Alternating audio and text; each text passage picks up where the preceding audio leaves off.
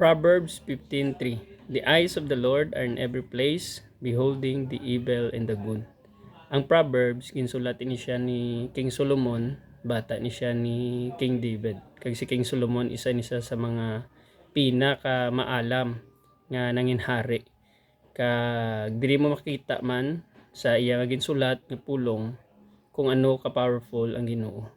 The eyes of the Lord are in every place. Kumbaga, makita sa Ginoo kung diin ka man. Either ara ka man sa kuiba, ara ka man sulod kwarto, sulod CR, gapanghabol ka man, nagkot-kot ka man underground, makita sa Ginoo kung diin ka. Kag makita niya man kung anong imo nga buhat, either maayo or malain. Makambal ka nga, misa gaubra ka sang malain, nga kambal ka nga, wala man sa may makakita nga tao, pero wala ka kabalo, nga ang Ginoo katan-aw gali sa imo. So amo ini ang gamhanan nga makita mo nga ang Ginoo kagamhanan sini ka powerful. Kag hindi lang man makita sa Ginoo ang imo nga buhat, makita niya man ang imo nga tagipusoon kag ang imo nga pangunahuna. Makita niya kung ang imo ba lang nga tinutuyo insakto, makita niya kung ano man ang ginapaminsar mo.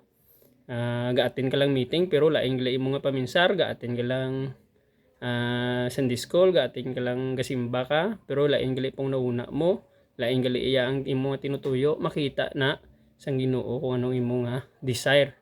Kumbaga, ang Ginoo hindi mo ya mainto. Ang taho pwede mo lang mainto, pero ang Ginoo hindi mo gid mainto. Nga mo na nga gina-encourage ko gid kamo nga salig gid kamo sa Ginoo, kay ang Ginoo powerful. Gamhanan ang aton nga Ginoo.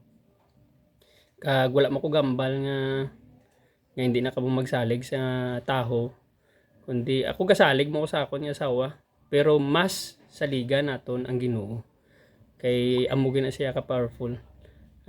Gasalig mo ko sa akon asawa, gasalig mo ko sa akon pamilya, gasalig mo ko sa akon mga utod, pero sa labaw sa tanan, masaligan naton ang Ginoo. Kay siya mas gamhanan sa tanan. Amo ni naga-remind, amo ni nga verse naga-remind gini sa akon perme nga doing good lang nga biskan wala ka kita ang iban nga tao sa imo, importante right ang imo intention kag nakita sa Ginoo ang imo nga tagipusoon. Amo lang niya, I hope ma-remind ka mo sa sini nga pulong na the eyes of the Lord are in every place, beholding the evil and the good. God bless.